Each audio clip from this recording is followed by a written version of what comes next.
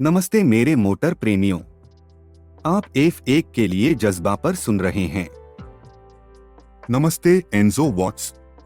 क्या हम Sao Paulo grand prix sprint race के नेल बाइटिंग एक्शन में डूबने के लिए तैयार हैं? बिल्कुल विलियम टर्नर। मैक्स वर्स्टापेन ने एक शानदार जीत हासिल की, शुरुआत से ही लीड बनाए रखते हुए और लैंडो नोरिस की मैक्लारेन को पीछे छोड़ दिया।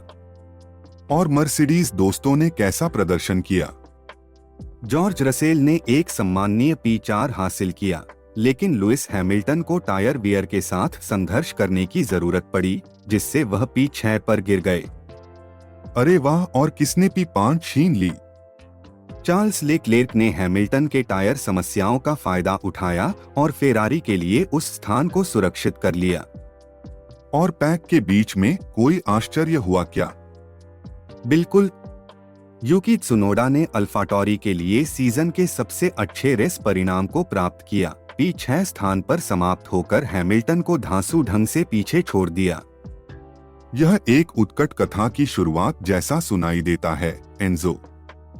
बिल्कुल विलियम।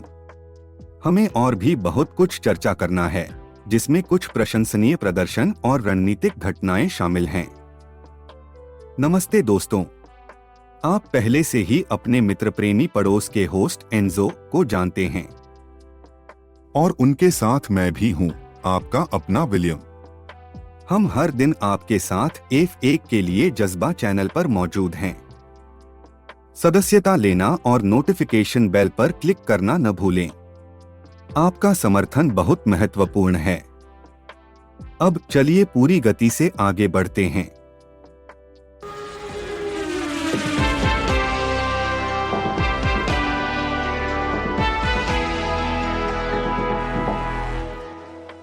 तो जैसा कि हम चर्चा कर रहे थे, वेरस्टापेन ने सचमुच एक प्रभावशाली दौड़ दिखाई। उन्होंने ग्रिड पर P2 से जीत हासिल की, पोल पोजीशन से शुरू होने वाले नॉरिस को पीछे छोड़ दिया और वाकई दौड़ के लिए गति तय की। वास्तव में अंत में अंतर कितना था? क्या 4 सेकंड? यह सही है। और रेड बुल ने सर्जियो पेरेस के तीसरे स्थान की सुरक्षा के साथ अपनी मजबूत प्रदर्शन जारी रखी। लेकिन मर्सिडीज वेल थोड़ा संघर्ष कर रही थी, नहीं थी क्या? वास्तव में रसेल ने P4 की सुरक्षा की, लेकिन हैमिल्टन को थोड़ी सी बाधा आई लगती थी। हाँ, वहाँ टायर का घटाव एक समस्या लग रही थी। वह P5 के लिए तैयार दिख रहे थे, लेकिन अंत में उनके पास रबर की कमी हो गई। और इसने लेक्लेर्क को इस्तेमाल करके P5 पर स्थान बनाने की अनुमति दी, सही है। ठीक ही। फेरारी के पास वह दिन सबसे अच्छा नहीं था, हालांकि साइंज ने P8 के लिए अंतिम अंक सुनिश्चित किए, लेकिन लेक्लेर्क ने वर्स्टापेन के पीछे 24 सेकंड की दूरी पर अंत में रह गए। काफी आश्चर्यजनक। यह गतिविधियों में यह परिवर्तन देखना दिलचस्प है, नहीं? पूरी तरह से सही। लेकिन कुछ सकारात्मक भी थे। सुनोडा ने अपने P6 स्थान से अल्फाटोरी के सर्वश्रेष्ठ रेस परिणाम को प्रस्तुत किया। काफी उपलब्धि, मुझे कहना होगा। वास्तव में अस्टन मार्टिन्स के बारे में क्या कहना है? मैंने सुना है कि उन्होंने कुछ प्रतिस्पर्धी गति दिखाई है। हाँ, वे ऐसा कर रहे थे। अलोंसो कोई भी अंक नहीं जीतने के बावजूद काफी आशावादी थे। उन्हें लग रहा था कि कार प्रतिस्पर्धी है और वे मुख्य रेस में मजबूत प्रदर्शन की उम्मीद कर रहे हैं। अगली टीम की ओर बढ़ते हैं। अस्टन मार्टिन ने भी एक घटनापूर्ण दिन बिताया।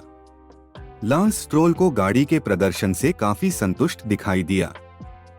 हाँ, उन्होंने यह भी कहा था कि उन्होंने गाड़ी, संतुलन और टायर के बारे में बहुत कुछ सीखा है, सभी चीजें जो वे कल की रेस में लाएंगे। और चुनौतीपूर्ण स्थिति से शुरू होने के बावजूद उन्होंने दोनों ही अपने बेहतरीन ओवरटेकिंग मूव्स करने में कामयाबी हासिल की। हार्दिक शुभकामनाएं टीम को मेहनत के लिए। बिल्कुल सही। P15 और P17 स्थानों से वापसी करना आसान नहीं होता है। बिल्कुल सही। वहीं अल्पाइन के लोगों के लिए एक कठिन दिन था। पियर गास्ली 13वें स्थान पर समाप्त हुए और एस्टेबान ओकॉन 14वें स्थान पर आए।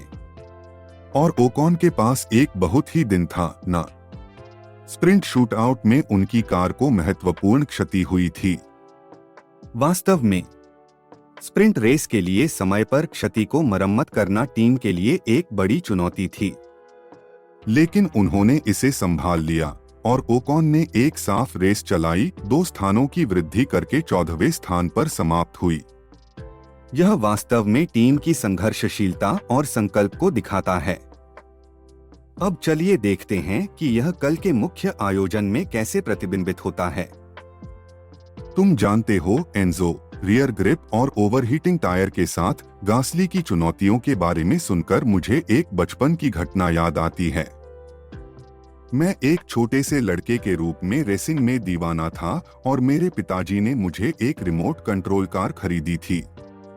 मैं उत्सुकता से इसे अच्छी तरह से चलाने के लिए तैयार था, लेकिन मैं जल्दी ही जान गया कि कार सही से मुड़ नहीं रही थी। पीछे के पहियों की ग्रिप खो चुकी थी और घर्मस्पत्ता उन्हें ओवरहीट कर रही थी।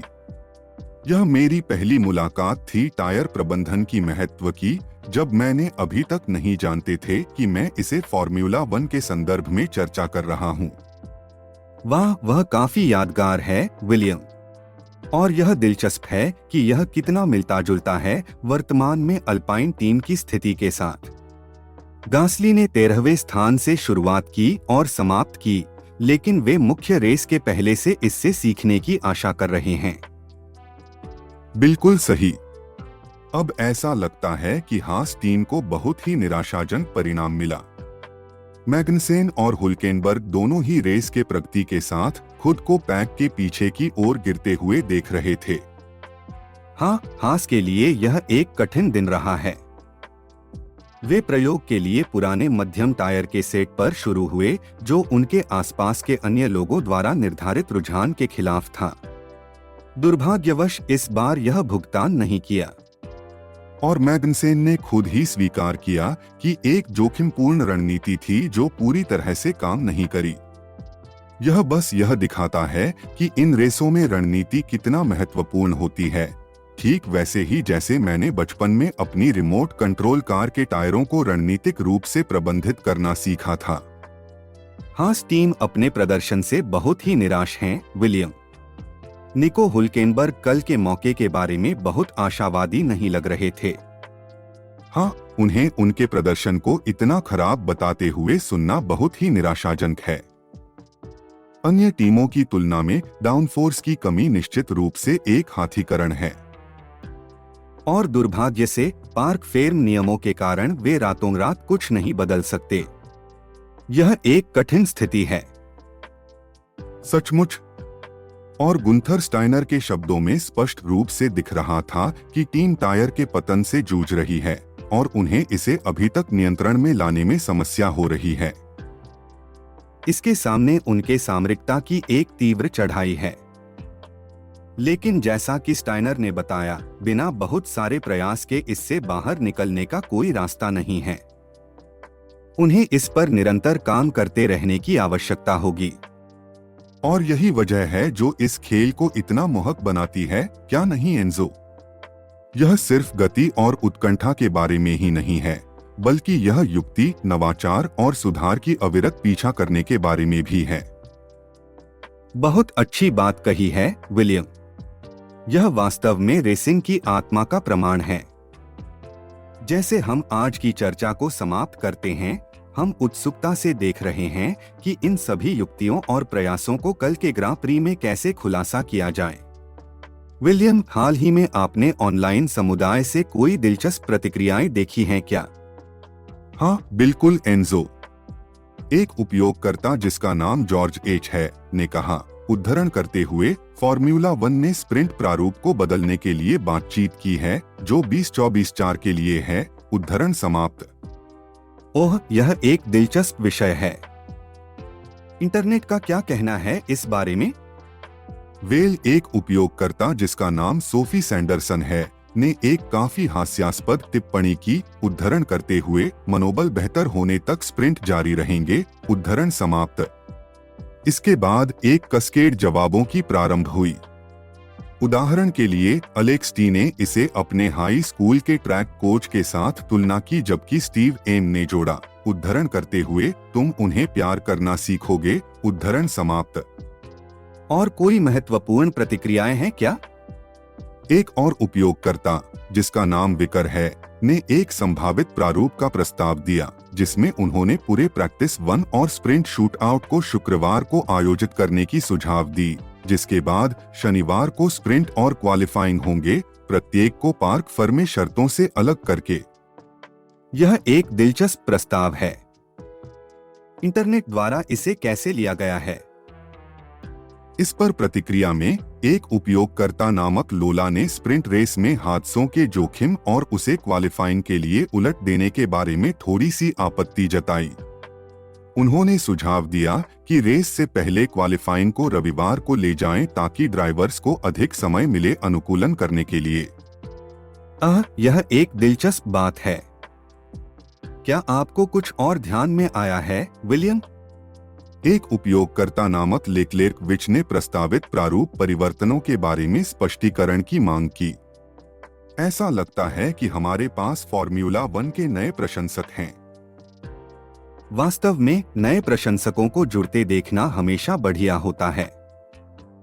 देखना रोचक होगा कि ये संभावित परिवर्तन कैसे खेल को प्रभावित करेंगे और क्या उन्हें प्रशंसकों और टीमों द्वारा स्वीकार किया जाएगा। जैसा कि हमने इन ऑनलाइन चर्चाओं से देखा है, राय निश्चित रूप से विभाजित हैं। F1 के लिए जज्बा पर आज हमारे साथ जुड़ने के लिए धन्यवाद। हमने हाल के ग्रां प्री के विस्तार से बातचीत की है और हमें खुशी है कि आप चर्चा का हिस्सा बन सके। याद रखें, चैनल के साथ आपका सहयोग ही हमारे इंजन को चलाता है। इसलिए झिझक न करें, सदस्यता लें, सूचनाएं प्राप्त करने के लिए उस घंटी को दबाएं और हमारे पॉडकास्ट को अपने दोस्तों के साथ साझा करें, चाहे वह सोशल मीडिया पर हो या फिर आपके रविवार के रोस्ट के दौरान भी। बिल्कुल, हर शेयर, हर टिप्पणी, सब मिलकर यहाँ जोड़ता है। और चिंता न करें, हम पेट्रोल से खत्म नहीं हो रहे हैं। हम हर दिन इस ट्रैक पर हैं, आपको फॉर्मूला 1 की दुनिया से गर्म मुद्दों की पेशकश करते हुए। बिल्कुल सही, विलियम। और यह न भूलें, हमेशा और उत्साह होता है, बस एक कोने में ही। इसलिए लोगों, बने रहें। बिल्कुल एंजो। इसलिए खुद को तैयार रखें। हम बहुत कुछ नहीं बता सकते, लेकिन आने वाले एपिसोड में आपके जूतों को उतार देने के लिए तैयार रहें। फिर से आपके समय के लिए धन्यवाद। हम इसे सचमुच महत्वाकांक्षित करते हैं। हम F1 के लिए जज्बा पर हमारी अगली चर्चा की प्रतीक्षा कर रहे हैं। तब तक हमारा नारा याद रखें। विलियम और एंजो, गाड़ी को तेज चलाएं, सड़क पर नजर बनाए रखें। हमारे चैनल का सामग्री सोने की तुलना में है।